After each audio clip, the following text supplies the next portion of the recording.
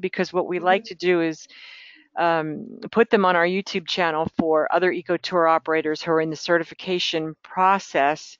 They get bonus points if they participate in our webinars, and some of them just are busy while it's still daylight out and they're out guiding, unable to join. So Brack, it's all yours. You just let me know when I need to advance slides. Okay, thank you, Nancy. Good evening, everyone. I'm Brack Barker. I own Wild Florida Adventures. I'm a certified kayak guide. And what I mean by that is I've been certified by the American Canoe Association as an instructor. Pretty much a lot of it's self-taught. I've been through the Leave No Trace training years ago, went out on a 2.5-day camping trip, and you really get exposed and immersed into the idea and the theory of that. I operate in about 8 or 9 different counties in North Florida, basically from the Suwannee River south to the Chassahowitzka and a lot of the inland rivers and streams. I did this last year, and this is the second time I've done this Leave No Trace training for Florida Sea. And the way I put it together was to help people understand the idea, but also the takeaway for those that are perhaps considering going through certification in the Florida Sea program. Because a lot of the things on the checklist, if you go through that, when you're going through certification, you'll recognize some of the principles that we're talking about tonight.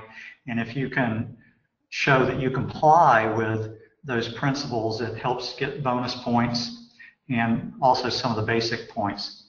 So Nancy, if you'll go ahead and advance.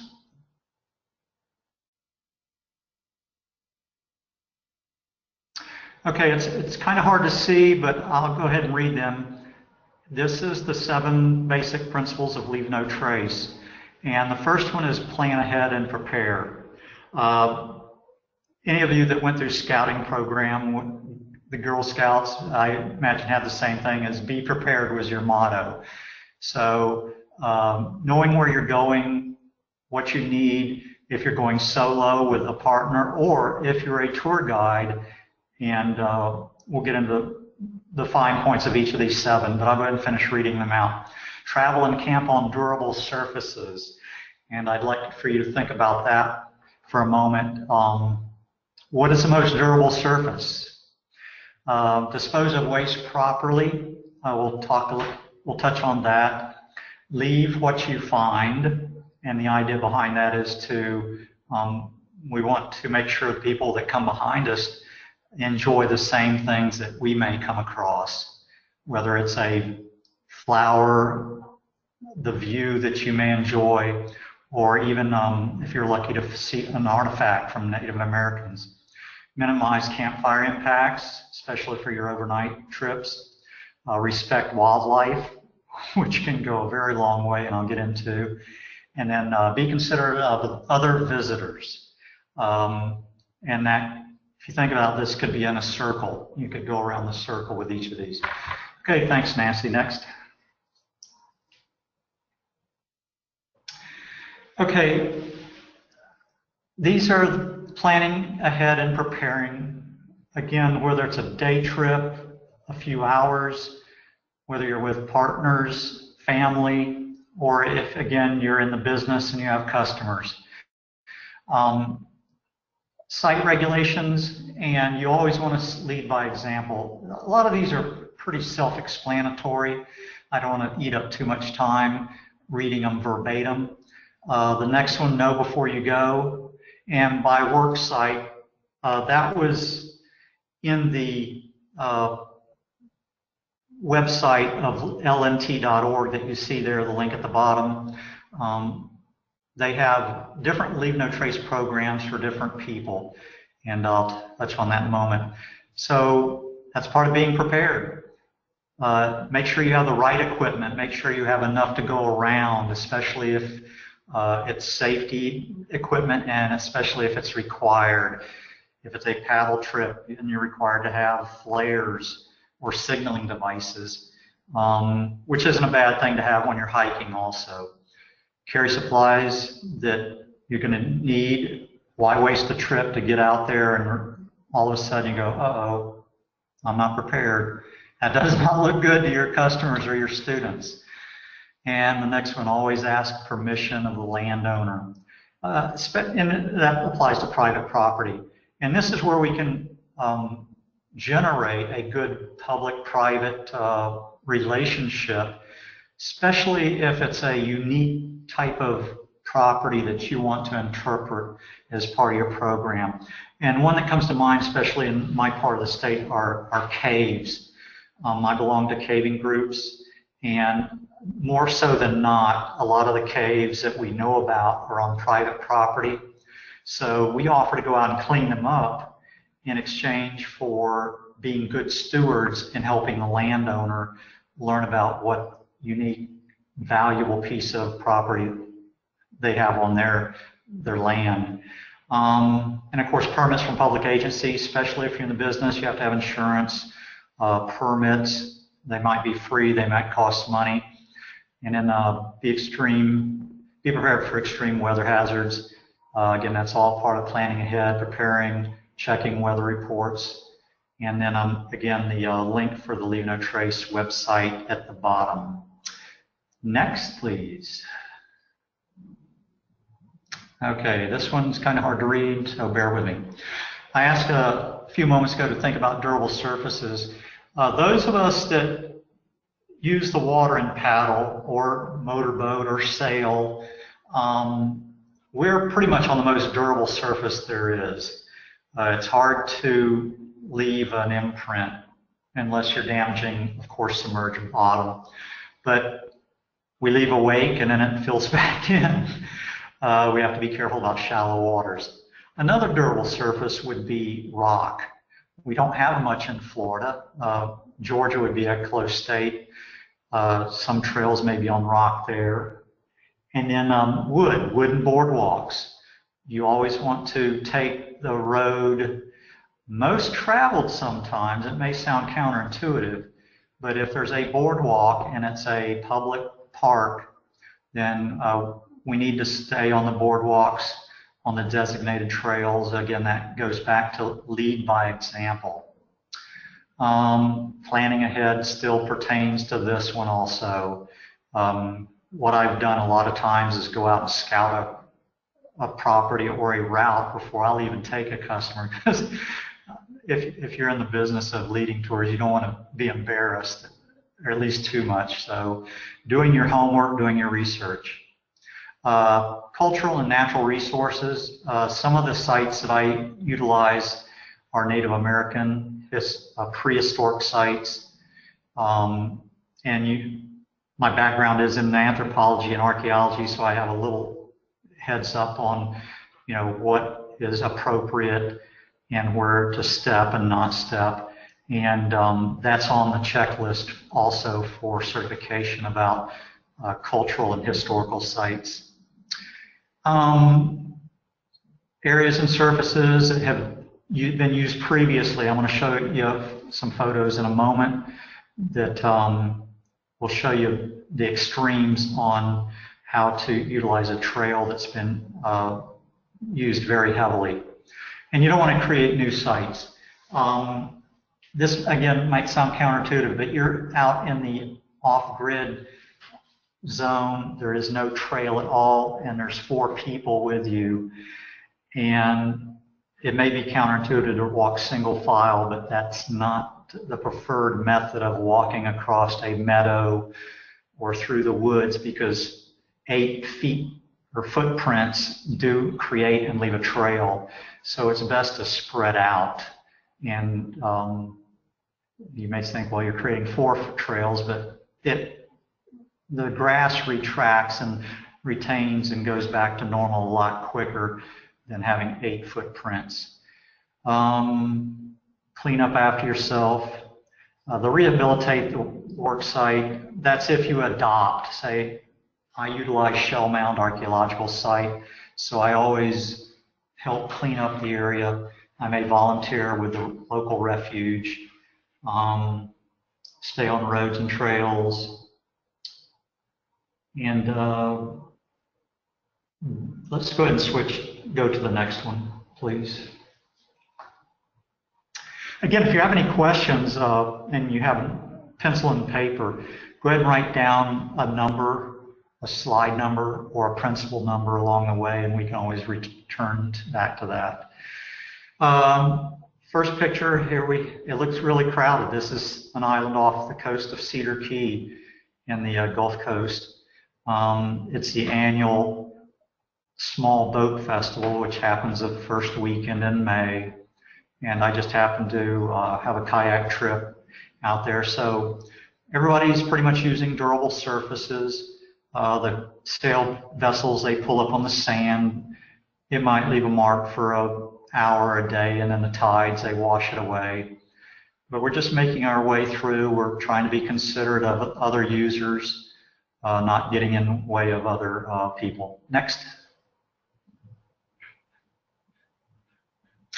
Okay, this is an example of a trail that is heavily used, and maybe some of you have been on a trail such as this, and your inclination with human nature is to avoid getting your feet wet.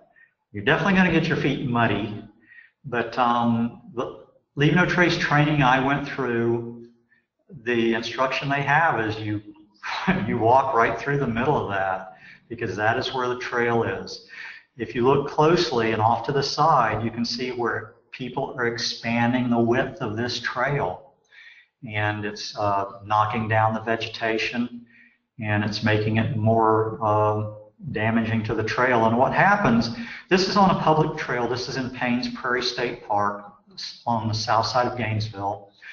And if I'm not mistaken, this was in January of a couple of years ago. A good land manager might even perhaps close this trail until it dries out to minimize damage.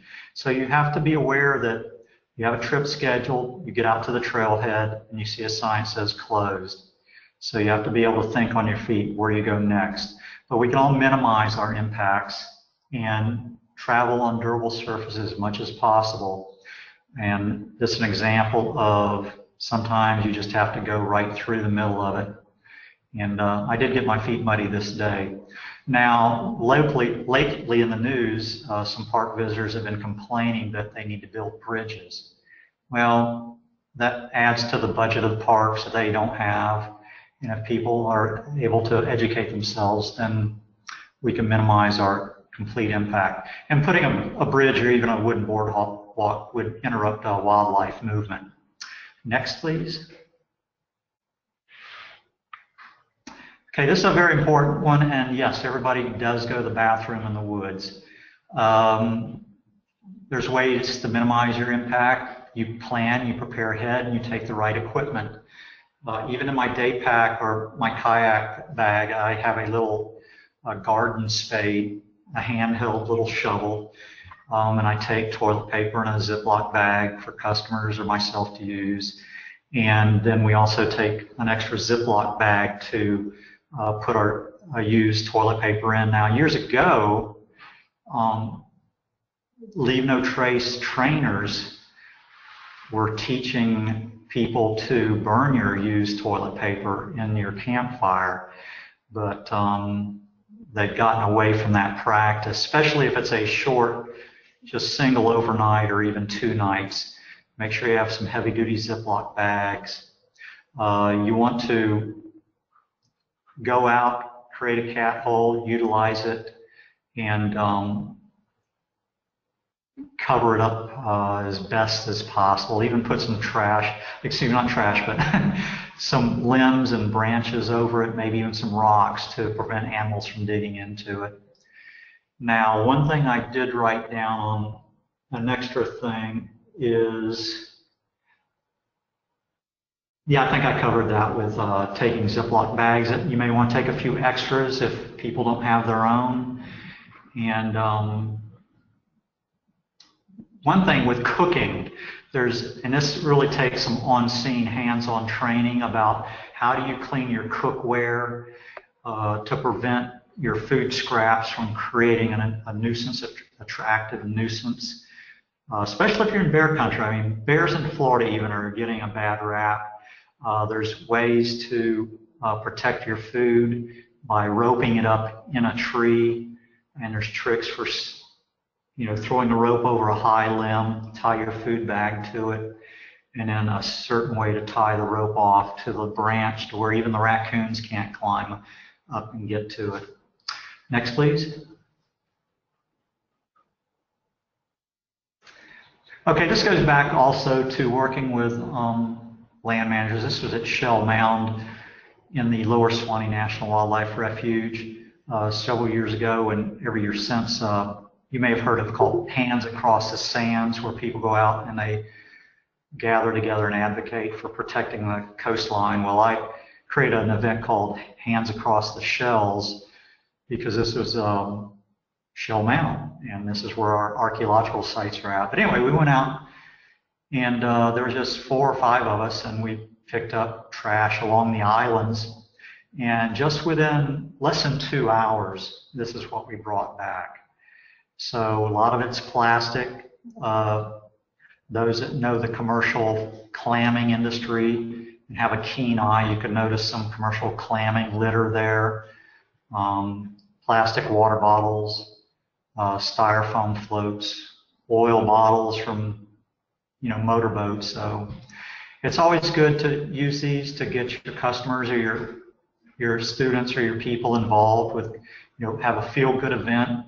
Get out, clean up, take some photos, maybe even submit them to the local newspaper and say, hey, look what we did today. We helped clean up the coastline, and everybody chips in. It looks a lot better out there, and it reduces exposure to wildlife getting trapped in a lot of this stuff, especially that netting that you see in the foreground. Next, please. Okay, those of us that do tours or visit public lands may have archaeological or historical sites. In Florida, some that come to mind are archaeological sites, are national battlefields. Even the beaches, you'll see people out there with metal detectors, and in some public properties, state parks, there may be rules and regulations on using metal detectors. But if something is picked up, it removes it from its context.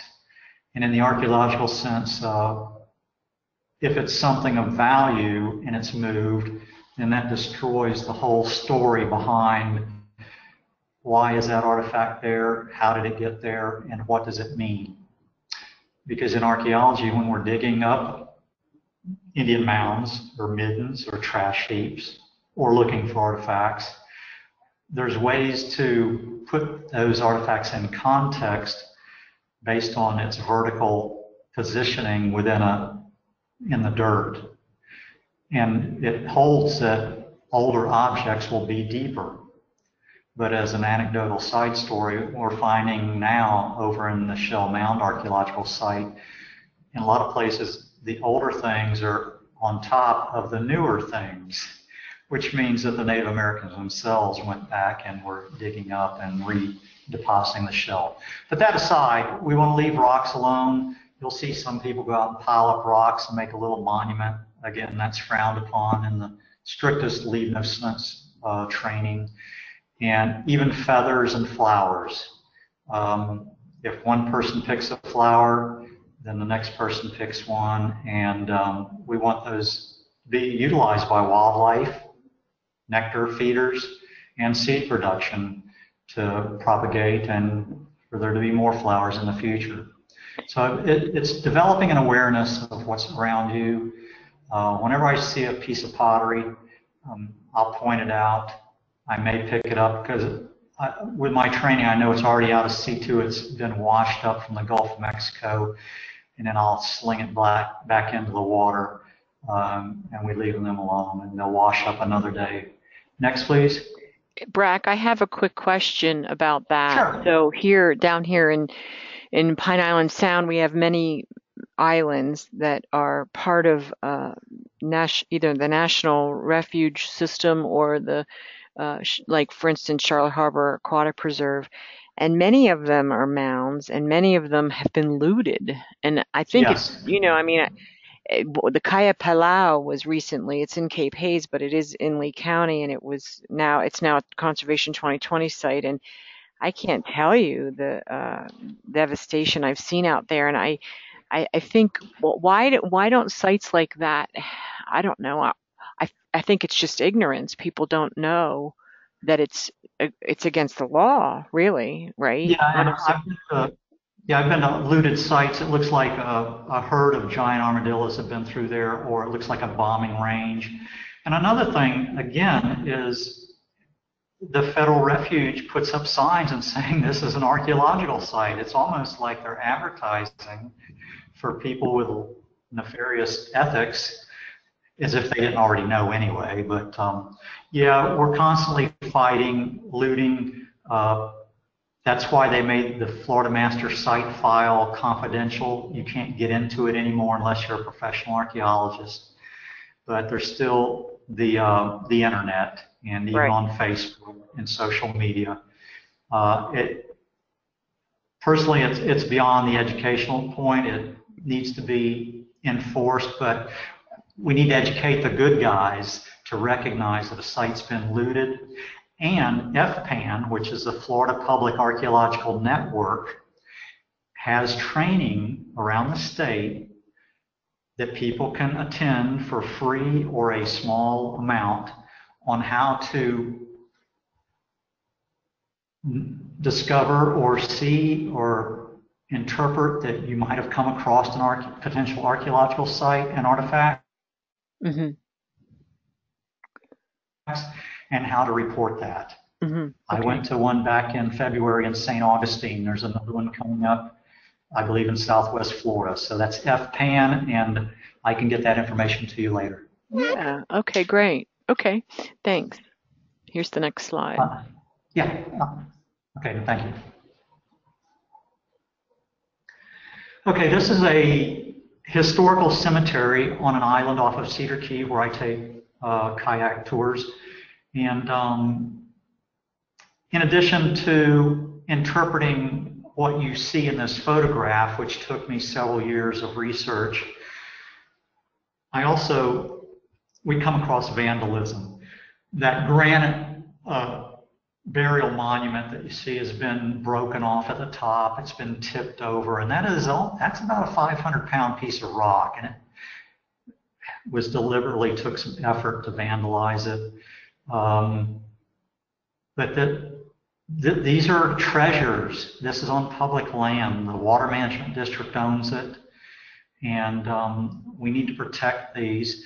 And this is a good example for learning interpretive skills, whether you volunteer at a local museum like I do here in Gainesville, or do your own research. But yeah, this is a benefit to being a tour provider and learning about what's out there and sharing with your customers and your students. So we need to keep an eye on these treasures, and by going out there X amount of times, every time I go out there, I know what to look for if something's amiss, because I've just got it memorized in my brain, and I report any damage to the proper authorities. So, next slide, please. This is a fairly new sign that was put up. Again, and they are protected by state law. This could almost touch on the sign that I mentioned earlier about archaeological sites being signed and notifying people that, hey, there could be artifacts here. And there has been vandalism to this cemetery. The headstones have been broken. There's been some digging. I don't know what they would hope to find, because these people were so poor living on this island out in the Gulf of Mexico in the 1800s. But anyway, next slide, please. Again, vandalism, school kids perhaps. I mean, you can almost stereotypically assume that, kids or teenagers are doing this. It'd be interesting to go through the a local Cedar Key High School yearbook and look for initials to see what matches up. But you know, these are historical markers. They're over 75 years of age, and this is not a good thing. Next slide. Here's a piece of pottery that just washes up. And just even without picking up, I can interpret this as being a primitive piece of pottery. There's no designs, there's no markings on it. And so if you wanted to practice strictly 150% leave no trace, you could have people get down on their hands and knees and look at it. And even from this view, I can tell that it's had some crushed shell mixed up in the clay matrix before the firing process. I interpret the oyster industry, and this happens all over the Gulf Coast of Florida and perhaps other places. So there are unique things. This is, again, part of Florida's prehistory and part of Florida's treasure. And we need to protect it by interpreting and educating everybody. Next slide. Okay, now we're getting back into the verbiage, minimize campfire impacts. And without reading each one of those, the easiest way to minimize campfire impacts is to bring your own stove. People love the ambiance of a campfire and looking at the flickering flames, and I agree, it's a beautiful thing to be able to have a fire if possible, because it does provide warmth also, especially in the wintertime. But there's the issue of, if you are going to have a fire, how do you minimize the impact? If it's a formal state park or county or federal campground, utilize the provided fire ring. If you're in the backwoods, then you have to make the decision, do I want to build a fire, and am I going to minimize the impact? There's always a chance of the fire escaping. You want to do, back to the pre-planning, the first point on planning ahead is there a burn ban in your area? Are you even allowed to have a fire, or are stoves the only method of using to be able to cook a meal? When I went through my training, you know, we laid down a piece of aluminum foil. We kept the fire as minimum as possible. They showed us how to put out the fire without spreading ash. And you just don't want to dump a bunch of water on it because that spreads the ash everywhere. And then scattering or even packing up the ash in the tin foil that you brought and packing out that, just like you do your toilet paper and other littering gear. Firewood, again, it's self-explanatory. Florida does have a problem with exotic diseases. And a good example is our ambrosia beetle attacking the red bay tree, which has a potential to impact our avocado industry. And build a fire, another example is that it's not going to impact your neighbors with the smoke or the smells, because there might be people that don't enjoy what you're burning or cooking. Okay, next slide, please. This is an island off the coast north of Cedar Key. This is called Hog Island. It's west of Shell Mound Archaeological Site. It's used, overly used and heavily by the commercial fishermen and people that camp there for the weekend that have no ethic at all. So other than the trash, this photograph is a historical picture in time. This is a treasure that I'm about to explain. It has nothing to do with leave no trace, but bear with me. Look in the horizon between the trees. You see an island in the very background. That island is gone. Where this trash is located, especially that bag, that island is no longer there due to sea level rises. So thank you for bearing with me on my change of subject real quick, that sea levels, climate change is real. I have the photographic proof. But anyway, we go out, we do cleanups of these islands.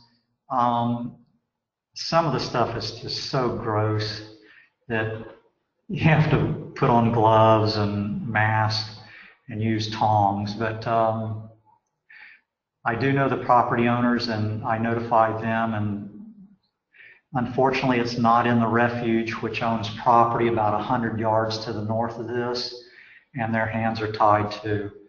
So we are working with the local game commission, the FWCC, and they're addressing this through another method by looking at the shell fishermen to make sure they're in compliance with shellfish regulations. So there's always some way, different ways to skin the cat, so to speak. Okay, next slide. Okay, respecting wildlife. This is why we go out into nature we go out into nature for many different reasons, is to recharge and recreate and relax. But a lot of people go out to see wildlife, whether it's birds, mammals, reptiles, amphibians. So we want to impact them as least as possible. It's where they live. We're going into their home. It's always a good method to observe from a distance.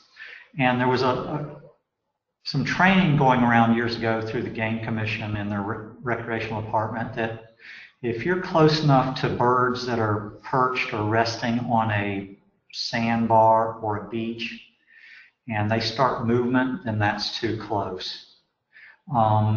There are some tour operators that just like to blast up there to get that photograph for their customers, or sad to say, I've been out on Paynes Prairie and have seen the avian photographers using electronic devices to call in the birds.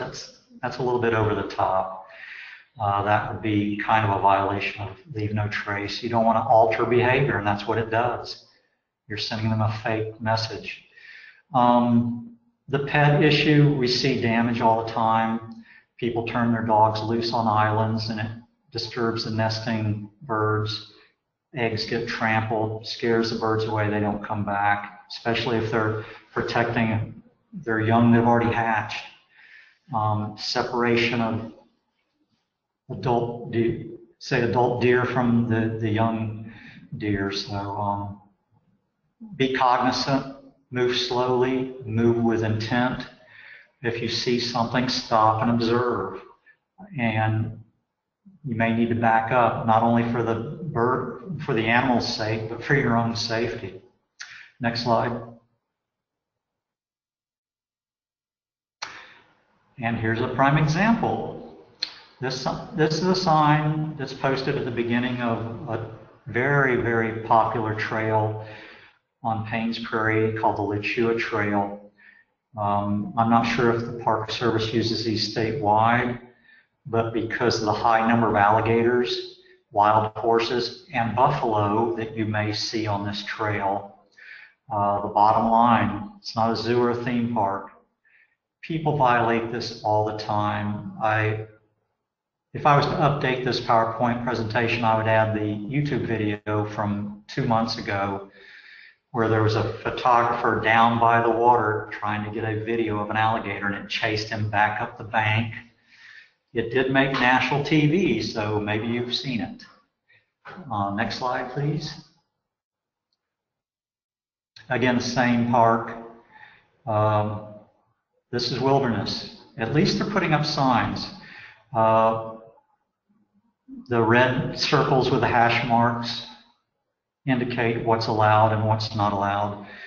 And sometimes maybe even bicycles are not appropriate to be used.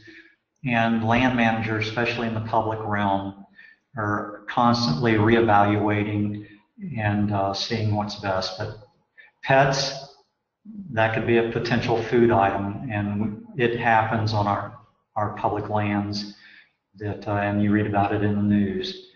So, educate your people at the trailhead, and especially if you're leading a group, be aware of their safety at all times. Next slide. Again, this is on the Lachua Trail in Paynes Prairie. We're fortunate enough to be able to see wildlife such as this deer.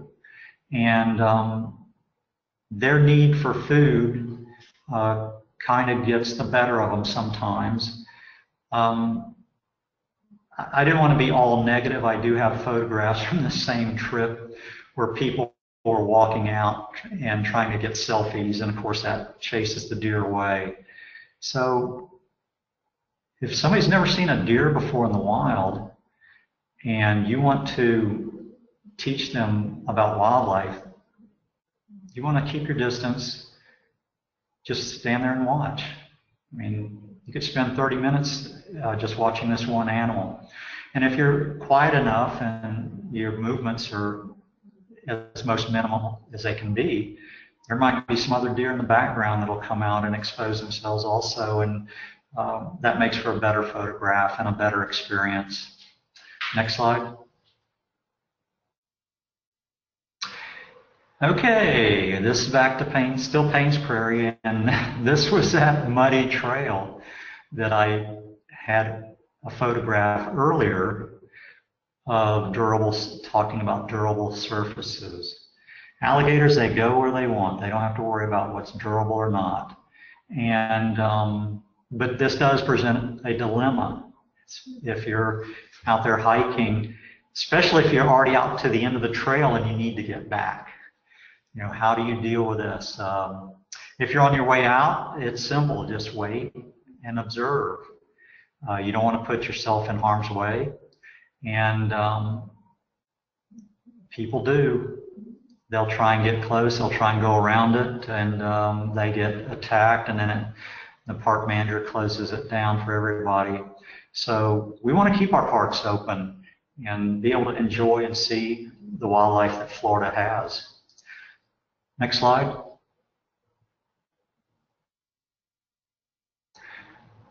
Here's another example, and Nancy knows this is one of my pet peeves. This is Crystal River during the wintertime and has to do with the swim with the manatee industry.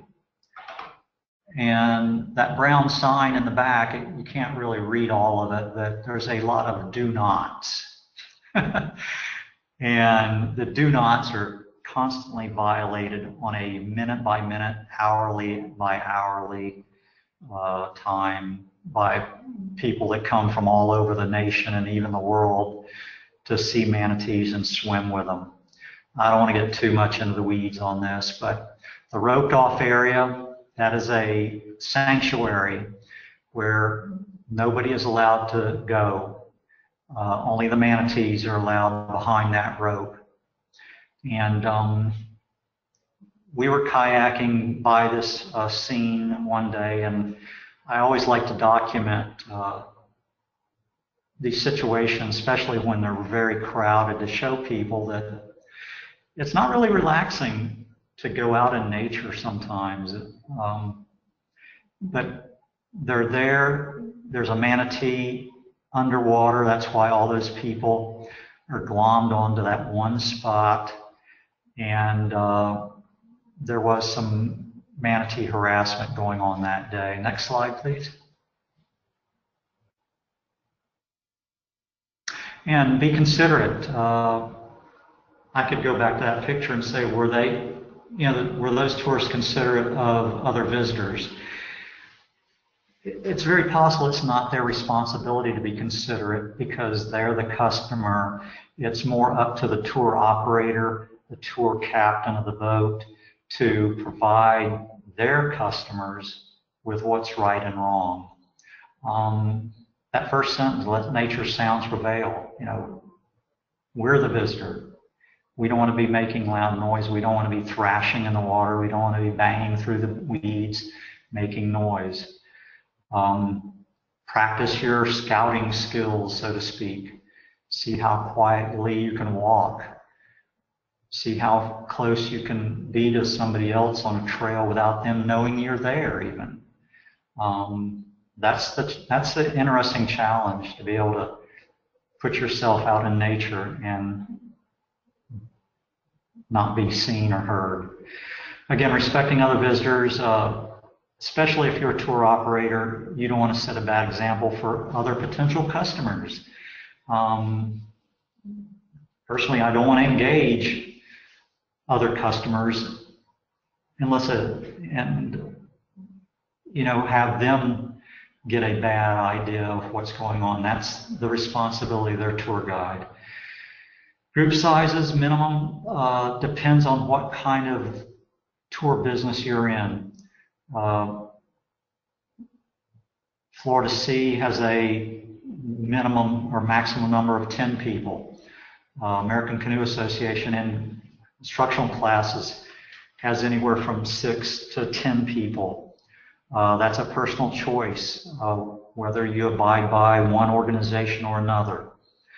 And you'll see people out there with 20 canoes or kayaks on the water, and it makes me cringe because it produces noise, it produces an impact, even if it is on the water. And I want to be far away from those groups as possible. Next slide, please. Again, another slide in Crystal River. Again, more people glomming on. And a little side note, the swim with and harass industry has tried to supposedly minimize their impact. So they hand out swim noodles, and that is supposed to prevent the swimmers from diving down below the surface. It doesn't do anything except allows them to float at the surface and still pet manatees. And next slide, please. So, Brack, I know. I just wanted to ask a question about it. So, isn't anybody that works with that concessionaire monitoring the behavior of these people? Do they tell them not to touch them? I mean, isn't that part of the briefing they get before they get in the water? If they hold a U.S. Fish and Wildlife Service permit to operate in the refuge, they are supposed to provide their customers with an instructional video that takes about 15 to 20 minutes and the video is called Manatee Manners. And thanks for asking, because this is not, in that Manatee Manners video has 4 different segments. If you're in the swim industry, you have a set of manners. If you're in the paddle sports industry, you have a set of manners, which basically doesn't really apply because you're not in the water harassing manatees unless you get out of the kayak. They have a set of manners for photographers, and then they have a set of manners specifically for motorboat tourists. We've seen situations where you ask the customer in the water that's riding a manatee, did you watch the video? And they go, what video? So the business model for these swim with companies is to get as many people on the boat, get as many people in the water, let them touch a manatee, get them out of the water, get them back to the dock, pick up another load. That's why they're affectionately called cattle boats in the area. Another term we use is the tail wags the dog, because you try to do this behavior in Naples or Brevard County or Miami, you'll get arrested. Right. But for some reason, it's gone on so long, it's been grandfathered in, and the Fish and Wildlife Service has no local power to do anything. Are they paying a fee back? Does the state get a bump from them? No, the state gets nothing. The feds, they get anywhere from $500 to $1,000. But the one boat, they'll make that in one day. And some companies have multiple boats. So we have a running joke among the ethical paddle companies is who are the top 3 violators in Crystal River. And It varies from day to day. My goodness. And again, I could spend an hour. I know you could. That's another PowerPoint presentation for another day. And like I said, that brown sign with white lettering, and I've got close-ups of it in my other presentations. You see the violations all the time. Wow. So you go to the next slide. Um, in hindsight, I saw this the other day and I wasn't sure why I put it in there, except I don't necessarily like airboats. But here's one that was out playing around off Cedar Key and sunk himself and creating an impact of gasoline in the water in a shellfishing area. So we were on our way back on a sunset paddle, and I couldn't resist taking a photograph of this guy sunk. Um, at least he has his state required flag that he's flying. A lot of times you don't see that. Uh, Next slide, please.